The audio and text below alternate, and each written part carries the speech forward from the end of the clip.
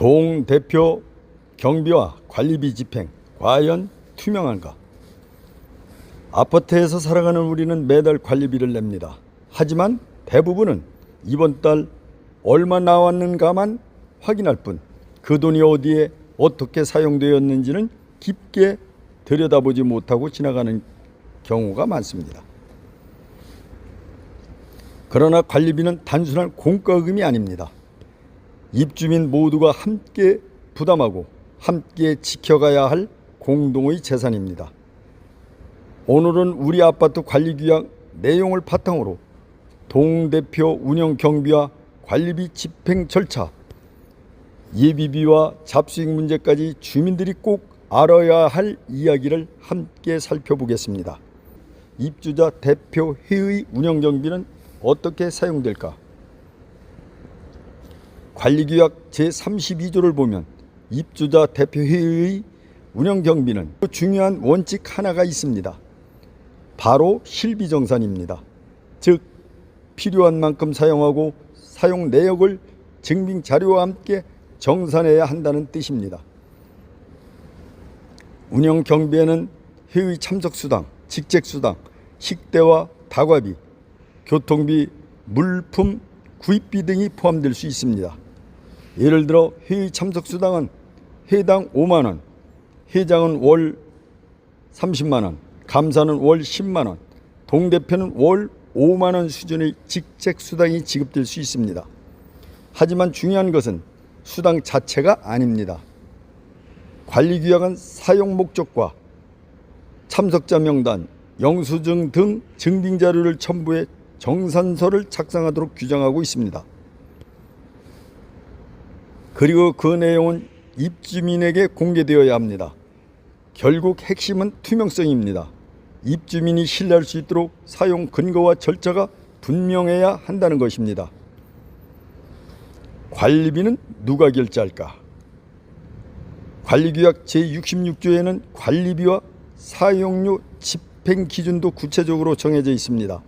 50만 원 미만은 관리소장 전결, 50만 원 이상 200만 원 미만은 동대표 회장 결제, 200만 원 이상은 입주자 대표 회의의 의결을 거쳐야 합니다. 왜 이렇게 단계별로 나누어 놓았을까요? 금액이 커질수록 더 많은 검토와 책임이 필요하기 때문입니다. 그런데 여기서 주민들이 주목해야 할 부분이 있습니다. 긴급하거나 부득이한 상황에서는 관리소장이나 동대표, 회장 결제로 먼저 집행하고 사후에 입주자 대표회의 의결을 받도록 하는 경우가 있다는 점입니다. 물론 실제 긴급 상황에서는 신속한 대응이 필요할 수 있습니다. 하지만 이러한 선집행 방식은 자칫하면 선심성 집행이나 절차 생략, 관행적인 지출로 이어질 가능성도 존재합니다. 특히 반복되는 소액 집행이나 급해서 먼저 처리했다는 방식이 반복될 경우 주민 입장에서는 더욱 세심하게 살펴볼 필요가 있습니다. 중요한 것은 돈을 썼느냐가 아니라 규약에 따른 절차와 공개가 제대로 이루어졌느냐입니다. 주민 관심 밖에서 쓰이기 쉬운 돈, 주민들이 특히 관심을 가져야 할 부분이 있습니다. 바로 예비비와 잡수익입니다.